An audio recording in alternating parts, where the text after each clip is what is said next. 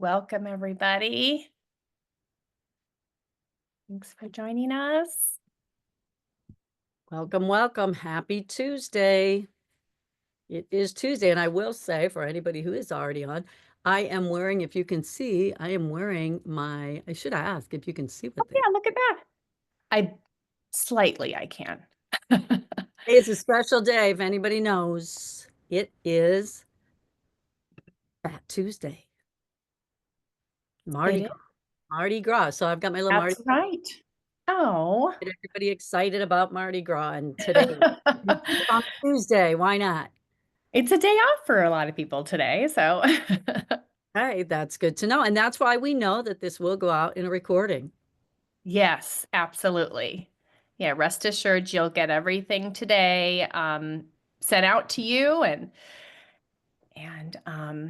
you can share it out with those too that wanted to come today but couldn't. We will wait a minute. I will say for those of you on the call or those of you that maybe just listening, you will get a recording. You will also, we'd love for you to use the Q&A button. So on that toolbar, there's a Q&A button versus the chat. Right now, if you want to use the chat and put where you're zooming in from, we'd love to hear from you. But that will come after, I'm not sure if it's tomorrow, but very shortly you will get this recording and we'd love for you to share it. We're going to go over a lot and it'll be kind of quick. And we'd love to come back and chat with you more. So just know that as well. Absolutely. Absolutely. Thanks, Karen. All right, Allie, I think maybe we Right, we can get get in. started. So let's go. Thanks everyone for joining today on what might be a day off. I know some school districts were closed, federal buildings, so we appreciate you attending today. But like we said, you will get the recording as well. So I'm Allie Weiss. I'm the account executive for the Northern Northeast area. Happy to be here today. I'm joined by the phenomenal Director of Literacy Initiatives, Dr. Karen Vendetti. She'll walk us through mCLASS later on. And we wanted to hold this because we've just had so much interest around the Vermont Act 139, around universal screening.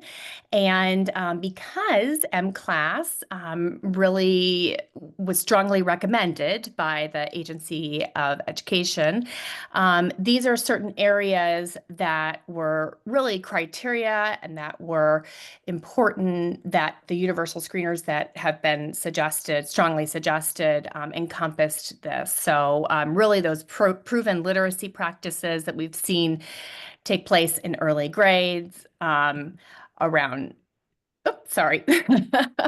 Around that K-3 universal screening, being able to show the needs and strengths early on is really important as we're seeing that more and more and able to support that student's long-term success. And then also the act covers the requirement of benchmarking once a year, but really, I think we all kind of know that 3 benchmarks a year is where you're going to see the most progress and where you're going to be able to help those students very quickly as far as their reading instructions. So mCLASS will encompass all of that in addition to progress monitoring. So yeah, and these are areas that we all are probably very familiar with, but these were definitely measures that we want to see in a strongly rated universal screening, and that's phonemic awareness, phonics, fluency, vocabulary, reading comprehension. These are areas that you're going to see within DIBEL's 8th edition mCLASS. And of course, as you know, DIBEL's 8th edition and mCLASS was strongly recommended by the Agency of Education. And that's one of the universal screeners that you can choose from to adopt in the coming year through the Act 139. So we're going to walk you through mCLASS today, DIBEL's 8th edition mCLASS. And as we move along, just like Karen said, if you have questions, please pop them in the Q&A. This time is really for you. I can be reached after this, and I'll provide my information later if you want to learn more. But we'll go ahead and get started. We're going to try to get you out of here as quick as we can, but give you the most information to make an educated decision. So thanks all for coming, and I'm going to pass it off to Karen, Dr. Karen Vendetti. Thank you, Allie. That was a great background building for the requirements and the Vermont Act. So I appreciate that. We're going to talk. I'm going to start talking, give you a little background because some of you may not know who Amplify is. What is mCLASS? I want you, that's going to be a quiz question. So somebody might be able to earn a prize if they know what that stands for. We have prizes. Yes, we do have some prizes. And the power of teacher-administered assessment is really important to us. And so I'm definitely going to dig into that, as well as what does it look like in terms of administration for those of you that might be really new to it, the reports that you get, and some next steps. Allie's going to then share her screen to share what some next steps are. I'm not sure, again, because of we picked an interesting day to provide our webinar. I'm not sure how many people are actually on the call to be able to answer the poll question, but I always love to engage people and get them answering something so I get a little bit more information. So if you can answer the poll, and I think our colleague will launch that poll. If you are brand new to Dibbles, this is a whole new experience for you. Maybe you're a paper pencil user, maybe you're a Dibbles DDS system user. Maybe you've trained others. It looks like everybody who answered is maybe new to Dibbles. And so that's really good. So that helps me a little bit. We're not going to dig into the measures as much, but we are definitely going to give you some familiarity with what Dibbles is all about. And so I do have a quiz question. Never know, you didn't all think I was going to do that. Who is Amplify? Well, this little device in front of me, does anybody know it's in the lower right or left-hand corner of the screen? Does anybody know what this is? And Allie, you can't answer. No, I know, but I have a prize if anyone knows. Or if you want to try to guess, Allie might even give you a prize. I will tell you that this is where we started. And this, look at 25 years ago, a quarter century ago, we started using this little handheld device because we wanted to make sure teachers could assess kids on the go. And so now, later, we've got this wonderful dual language assessment system for K to 6 kiddos in both English and Spanish, Dibble's 8th edition and Lectura. And so I don't know, Allie, if anybody answered, I'll go ahead and give it away. It is a Palm Pilot. I just saw that on a game show the other night. Now, you can see we also have a partnership with the University of Oregon that we're very proud of. It's like gold standard assessment through their research. And we work with a lot of students. I think that number, I want to put a little plus by that number, 2.4 million plus, because we continue to grow. We are not just in Vermont state lists. We are in a lot of state lists this year, and so we're doing a lot of sharing out. If you want information about the research, we have plenty of that for you. And so don't hesitate to let us know. Just know, for those of you new to Dibbles, this is the most research heavy based iteration of the assessment, and the sample size was much greater than ever in the past.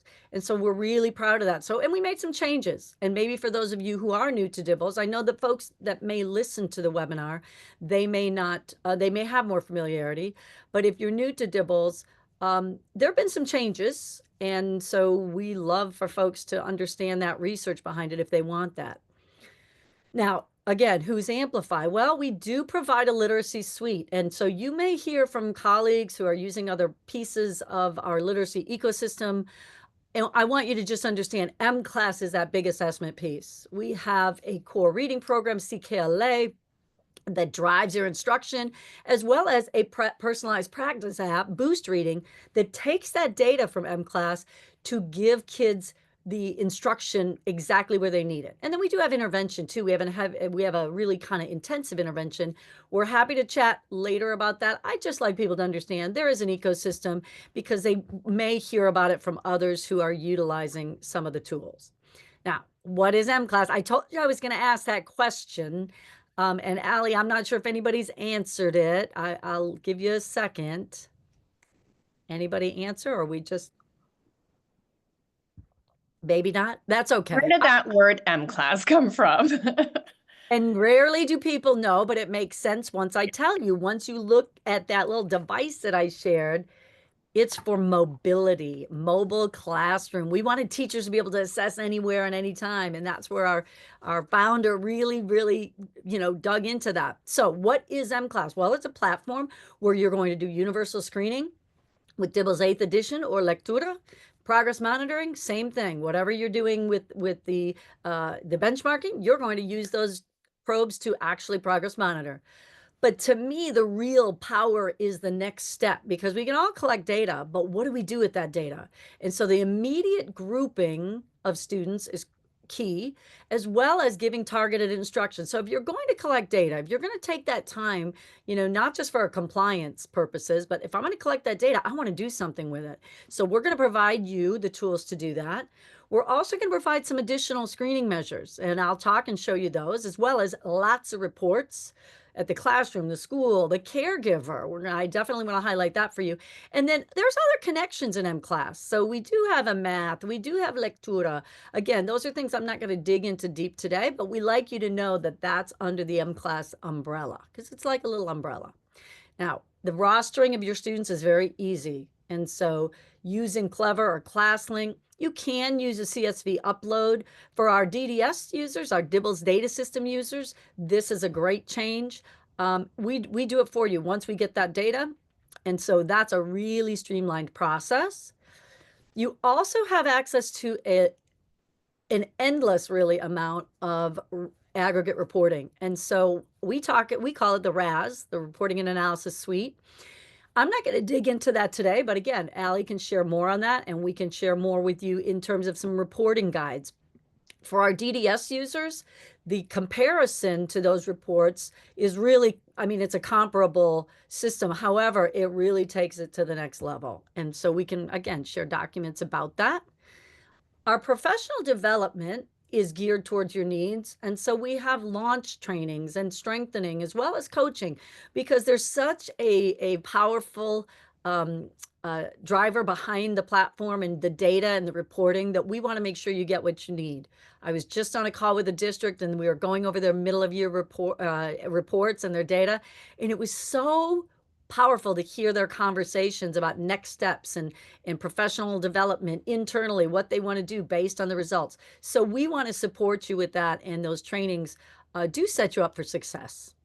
All right, so let's get into the real meat of it. What does that mean, screening for risk? Well, the real driver for us is a teacher-administered one-on-one assessment. It's really gentle on the child when you think about it, because they're working one-on-one with the teacher, and it's really gentle for the teacher as well, because I'm getting to sit with each child, and I'm getting to get a real sense of where he or she is in that literacy journey. I trust that data because I actually did it, or a colleague I know did it. And so I've got it. I administered it. I've got it collected.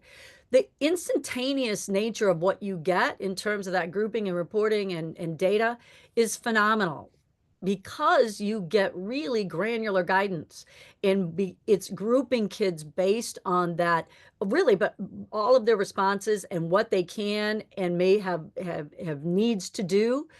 So those reports and that grouping is really a time saver in the long run, because you're only using about 5 to 7 minutes per child, depending on the grade level. And I'll talk about that too, because these are only 1-minute measures.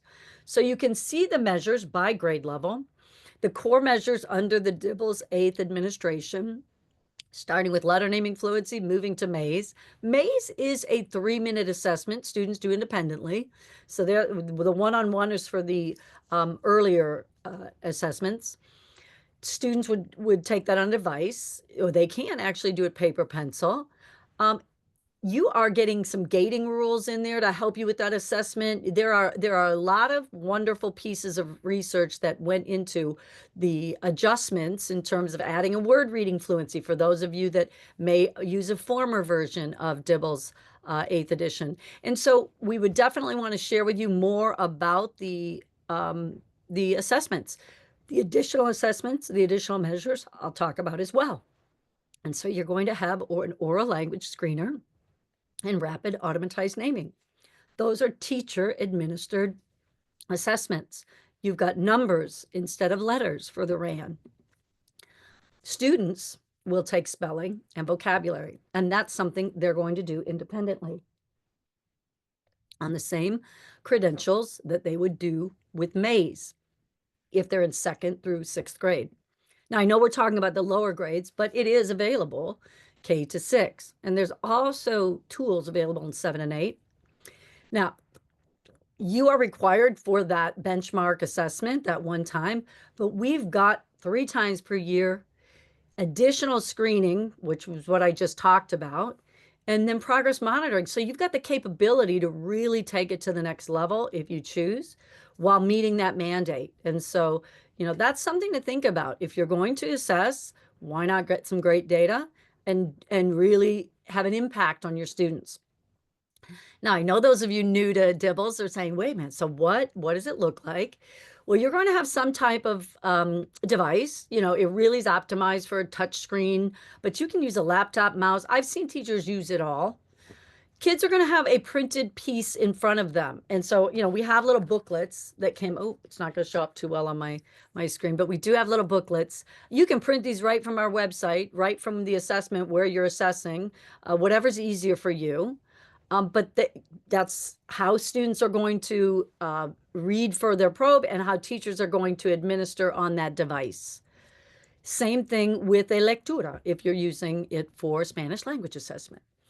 Now, a real next step is going to progress monitoring. Once you do that benchmark assessment, the great thing that mCLASS provides for you is that we are going to recommend measures for you so that you don't have to think about should I really be assessing. Based on all that research, based on the author's recommendations, we're going to recommend measures. And you can see that here, letter sounds with nonsense word fluency is the recommended measure.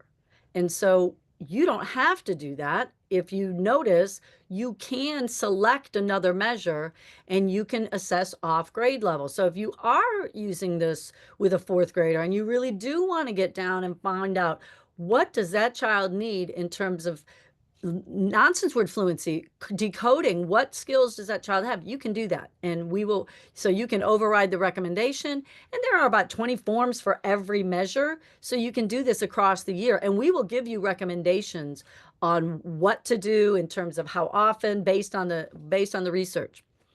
Now, I'm going to show you, I'm going to get a little video so you get to see it in action. This is actually a screenshot of my screen where we start the assessment. So you can see, and the reporting comes in. And I'm going to take you to that screen so you can see it live, so you can see where you'd be working once you have your data. That assessment button takes me to assess the child. This is the reporting screen, and I'm going to go to my assessment. Now, we've got Karen and we've got Lee.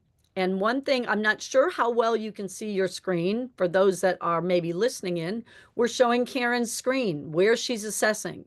And that screen shows that this is Lee. He's in grade 1. He's at the beginning of the year. The assessment is phonemic segmentation fluency. So those of you that are looking at the screen, you might say, oh, that's right. He doesn't have a probe in front of him because this is all about oral language. And so we are assessing for phonemic segmentation here. The instructions are right there on the screen. There's a little guy you might recognize, kind of like a Pac-Man, a purple Pac-Man here. We've just kind of given him the name of Mr. Say, and Mr. Say tells the administrator what to say. So there's a standard administration, and you are going to walk through that standard administration, and you're going to then finish after 1 minute. Now, I'm going to take you to a little bit of this reporting. We're going to watch Karen administer a little bit, and she's just using her finger to touch the screen. And I'm going to stop it, and we're going to talk about it. Two things I want you to see. You're going to see a little clock, and you're going to see some dots that move on that clock. And so that's where she starts. The sounds in the word am are Your turn. Tell me the sounds in the word am. Tell me any sounds you hear.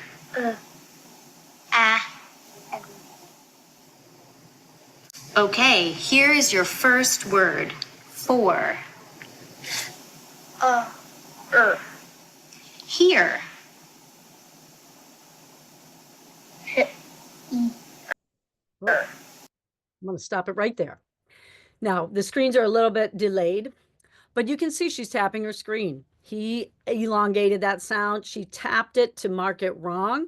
If he were to self-correct right now, she could tap that ear and it would go green. So the green would tell her it's self-correcting when she looks at the reporting side of things.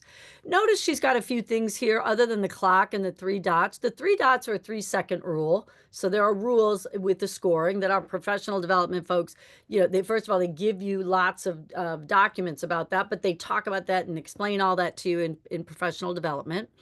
The words are across the page, so you can see it at the top. She knows what's next. After here comes who. She can actually, if the child weren't to say something in the 3-second rule, she could actually advance. She can say the whole word, click that whole word if he were to say that. If for some reason, you see these little X's, if for some reason she made an error, she accidentally hit that screen twice, all she would do is hit that little X and it would erase what she's doing. And so she's got this screen. She's going to go through all of the words and continue on for 1 minute. I'm going to advance a little bit. And one of the things that you're going to see is this little exit button in the upper right-hand corner of the screen and her screen is going to change to, and she's going to have 2 choices, invalidate and done.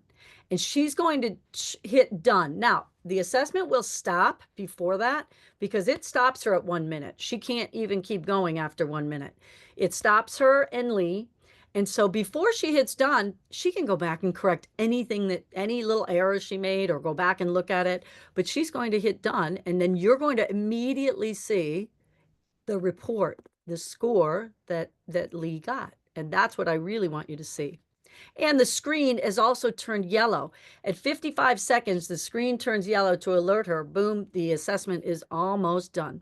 So let's watch her when she hits the word done. Stop. Good job. She hits done and it takes her to this screen. This is the reporting screen. So she immediately gets that score. That's where she started too, actually. You can see, if I asked you what was the assessment, you'd say phonemic segmentation fluency. And that's where we got that 23. He didn't do so well. If we would have watched that, you would have seen he only scored 23. It was a well below benchmark. You can see the little color coding there. It's a little light. Above that, you see the 53. So letter naming, he's doing well with. He's hit the benchmark on that. That's where she started. She's going to go to this next assessment now to nonsense word fluency, and she's going to keep going. And so once she has all the assessments done, notice at the top, we've got a composite score. And so her composite score will pop up once she's done giving all of the core assessments. And so now I'm going to take you out, and I'm going to hopefully get this out of my way, and we're going to go to the reporting screen. So are you seeing my screen, Allie? Perfect. I just like to make sure. And we're going to go to, I think this is a teacher we want to see. We're going to go to a demo account so we can see exactly what Karen would see once she assessed all her students. And so this is the screen where we started. If you remember that little assessment button that I hit took me back to the child and the actual physical assessment. But now I've got my data. And so there's a number of places I want to make sure I share with you. These 4 tabs are really the critical places you're going to visit. We are right now at benchmark and we are at the beginning of the year. And so as I scroll down, I can look and I can see all the students in my classroom level. And so I've got 10 students here at well below or below benchmark. I can also then, because I am at middle of year, so I can also do some comparison with that summary just to see what's happening really quickly, quick snapshot. I haven't given my end of year data yet, but my kids are moving in a positive direction, thank goodness. I've got 5 now from 10 that are well below or below benchmark. I want to go back to that beginning of the year because I want you to see the rich data you're going to get as I scroll down. There's a lot of pieces we won't be talking about today, like the Lexile level, the percentiles, all of that. But the thing I really want you to see is that you can have access to all of the measures that you've administered. So I'm going to look at my kiddos from the composite score. I can either do it from the lower end or I can do it from the higher end. So depending on who you want to see grouped together, you can do any of the measures like that. So you can look at any of the columns, how you choose. But I really want to look at those 10 kiddos that are well below benchmark. And so you see here are the 6 that are well below. Now, something you may be noticing to the right of the screen, these are those additional measures I talked about. These first columns are the Dibbles 8th measures, and then I've got my oral language, RAN, spelling, vocabulary, if I choose to administer those. So those are optional. We give recommendations on when to use those.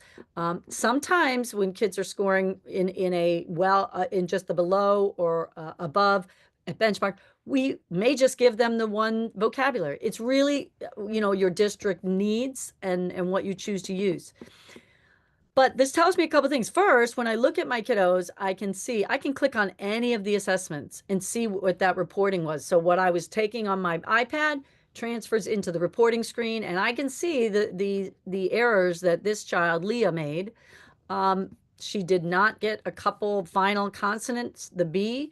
She missed medial vowel, but only once, which is kind of interesting to me. She got it in one case and she didn't get it in the other, but she missed another medial vowel. So there are some things I'm just looking at as a teacher. She actually missed that short U twice in a row.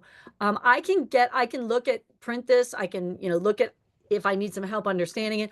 I can do all that. It also shows me at the top where she should be, where her benchmark, where she's performing and where she really needs to be working to. That's just for me to kind of get a sense of going back. Maybe somebody else did do the administration for my kiddos. Sometimes interventionists do it, and the classroom teacher may want to look at the data. A couple things I want to share. When I click on Leah, I can go back to her historical data. So that's important for teachers too. Let's look at progress over time. If I want to look at current progress and progress monitoring, and I hit that progress tab, it's also going to give me some graphs, some really useful graphs to say, is she on the trajectory she needs to be on? And I can, again, this is the place I can look at any of those probes. If I just click on any of them, I can see what she's done on the progress monitoring, the 2 times a month probe, depending on how often I've given it. So that historical data is great. I'm going to go back to my class list, though. Scroll down to Leah. A couple things. We do have a little indicator here, and let me sort them again. We do have that little indicator, and so when students score well below benchmark on the composite, and we've administered spelling and RAN, it will also alert us to this child is at greater risk if they are well below. So you can see this child, Samir, at the top, well below in both areas. Leah was well below in spelling. Alice was well below in RAN. So it just gives me another little alert. Now, a couple things before we end. The progress tab, I just showed you the graphs. You can do a lot with the progress tab once you're progress monitoring because you can set goals. It sets goals for you, but you can check on how students have done over time. That progress monitoring gives me the last scores and my aim line. How are they doing? So there's a lot of great data there. And progress monitoring is really useful to help me keep on track with my students.